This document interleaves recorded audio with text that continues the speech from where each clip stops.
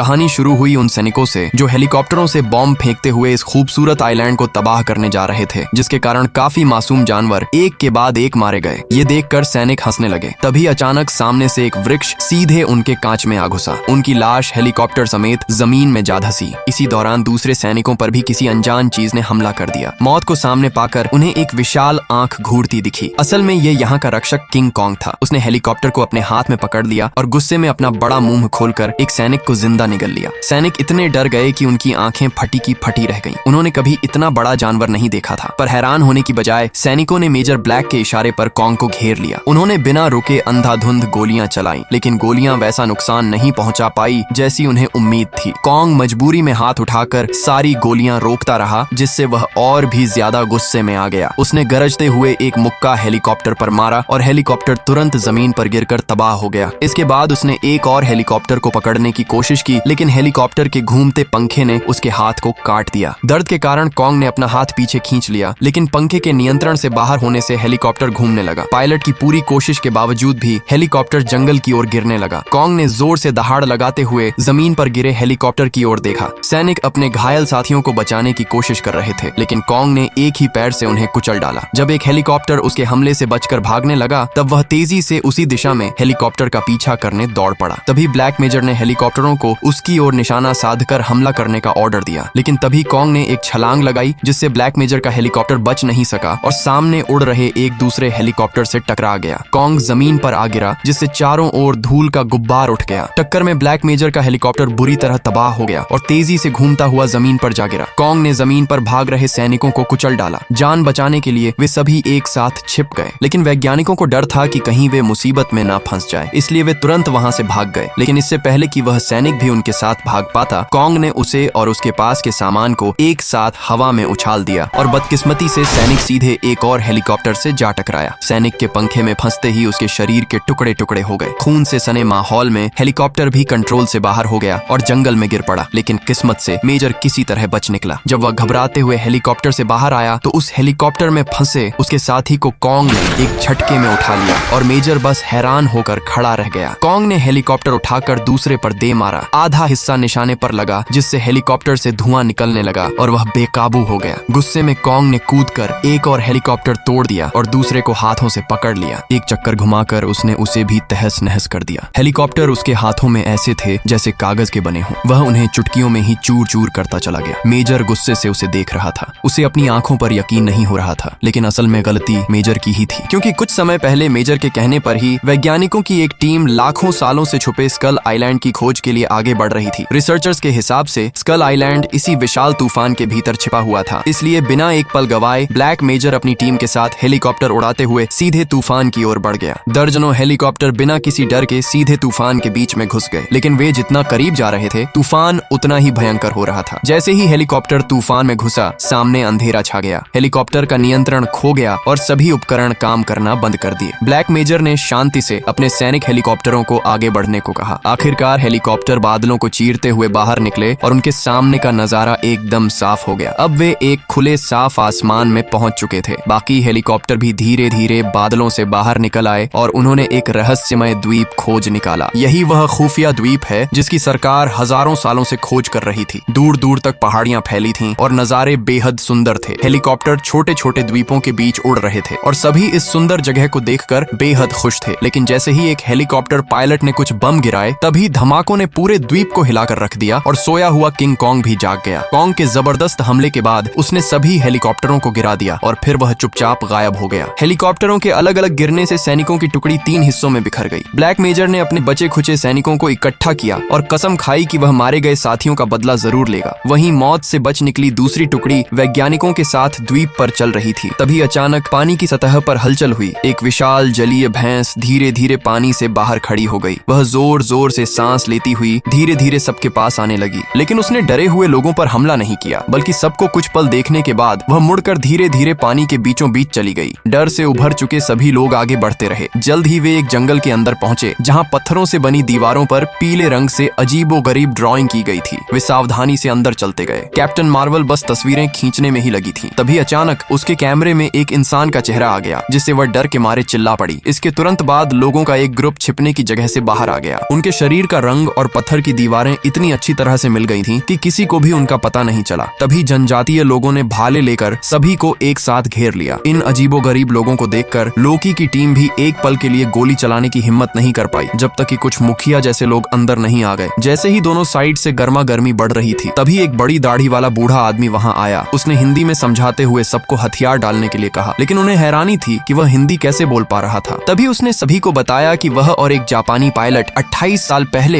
Helicopter हादसे के बाद इस स्कल आइलैंड पर फंस गए थे और तभी से यहीं रह रहे हैं। इसके बाद वह उन्हें जनजातीय बस्ती के पास ले गया, जहां पानी के ऊपर बना एक विशाल ब्रिज रास्ता रोके हुए था। सबको लगा कि यह ब्रिज किंग कॉन्ग के हमले को रोकने के लिए ही बनाया गया है। वह सभी को लेकर जनजाति के मुखिया से मिला और मुखिया ने उन्हें यहाँ कुछ दिन रहने की अनुमति दे दी। इसलिए वह लोकी की टीम को जनजातीय लोगों के पवित्र स्थान पर ले गया, जहाँ कतार में पत्थर के खंभे जमे हुए थे। इन पत्थर के खंभों पर उकेरी गई कहानियों के जरिए सभी को पता चला कि असल में किंग कॉन्ग इस द्वीप का रक्षक है। वही हमेशा इस द्वीप की रक्षा करता रहा है और उन्हें तरह तरह के राक्षसों से बचाता रहा है। यहाँ के जनजातीय लोग किंग कॉन्ग को देवता मानते हैं। वह अकेला ही रहता है और चुपचाप इस रहस्यमय द्वीप की कई वर्षों से रक्षा करता आ रहा है। साथ ही उसके ऊपर एक खतरनाक जिम्मेदारी भी है और वह है यहाँ जमीन के नीचे रहने वाली खूंखार छिपकलियों पर नजर रखना। लेकिन हाल ही में हुए इंसानी बम धमाकों ने जमीन के नीचे सो रही उन छिपकलियों को जगा दिया था और जल्दी ही वे इस द्वीप के लिए खतरा बनने वाली थीं। वहीं लोकी और उसकी टीम को जल्द से जल्द अपने बिछड़े साथियों के पास पहुंचना था, इसलिए दाढ़ी वाला आदमी उन्हें हेलीकॉप्टर से बने जहाज के पास ले गया। लेकिन कैप्टन मार्वल फोटोग्राफी में मग्न थी। उसने दीवार के बाहर आवाज सुनी और उस ऊंची कांटों वाली दीवार के पार गई जो उन छिपकलियों से बचाव के लिए बनी थी। उसने देखा कि एक बड़ी भैंस एक हेलीकॉप्टर के नीचे दबी हुई है और दर्द से तड़प रही है। वह भैंस के पास गई। उसने हेलीकॉप्टर को हटाने की कोशिश की ताकि उस बेचारी भैंस को बचा सके, पर उसे नहीं पता था कि वह हेलीकॉप्टर हिला भी नहीं पाएगी। जैसे ही वह जोर लगा रही थी, अचानक हेलीकॉप्टर ऊपर उठ गया। कैप्टन मार्वल ने हैरान होकर ऊपर देखा। भैंस अब आसानी से खड़ी हो चुकी थी। जिस हेलीकॉप्टर को वह अपनी पूरी ताकत से भी नहीं हिला पाई थी, वह अब किंग कॉन्ग के हाथ में था। वह बस यूं ही खड़ा था, मानो कोई विशाल पर्वत हो। पर जैसे ही कॉन्ग मुड़कर जाने लगा, तभी एक और दुर्घटना हो गई। जब एक सैनिक सिर उठाकर पानी पी रहा था, तभी अचानक उसकी आंखें फटी की फटी रह गईं और उसकी पानी की बोतल जमीन पर गिर गई। सबके पीछे मुड़ते ही एक बांस का लट्ठा सीधे उसके मुंह के आर पार निकल गया। असल में यह कोई साधारण बांस नहीं था, बल्कि बांस जैसी लंबी टांगों वाली एक विशाल मकड़ी थी। जैसे ही मकड़ी ने पैर खींचा, तभी सबको असलियत पता चली, पर तब तक देर हो चुकी थी। सैनिकों की गोलियों से बचने के लिए मकड़ी ने अपनी जीभ से एक सैनिक को ऊपर खींच लिया। पास खड़े साथी अपने ही आदमी को गोली लगने के डर से कुछ भी नहीं कर सके। सैनिक ने घबराकर चाकू से जीभ काटी और सबने तुरंत तलवारें निकालकर मकड़ी की टांगों पर वार करना शुरू किया। जख्मी मकड़ी लड़खड़ाते हुए जीभ को जल्दी जल्दी खींचने लगी। तभी सैनिक ने जीभ काटकर खुद को छुड़ा लिया। ब्लैक मेजर ने तुरंत मकड़ी पर फायरिंग का हुक्म दिया। सभी के एक साथ हमले के कारण बड़ी मकड़ी का सीना गोलियों से छलनी हो गया और उसका विशाल शरीर अचानक नीचे गिर पड़ा, जिससे जमीन जोर से हिल उठी। लेकिन मकड़ी अभी पूरी तरह मरी नहीं थी, इसलिए ब्लैक मेजर ने अपनी पिस्तौल निकालकर उसे हमेशा के लिए सुला दिया। उधर एक बिछड़ा हुआ सैनिक नदी में अपना चेहरा धो रहा था। तभी उसने अचानक एक आवाज सुनी और किंग कॉन्ग बिना किसी चेतावनी के उसके सामने आ गया। उस विशालकाय जानवर को देखकर सैनिक बुरी तरह घबरा गया। किंग कॉन्ग ने धीरे धीरे अपना विशाल सिर घुमाया और किनारे की ओर बढ़ने लगा। सैनिक डर के मारे तुरंत पलटा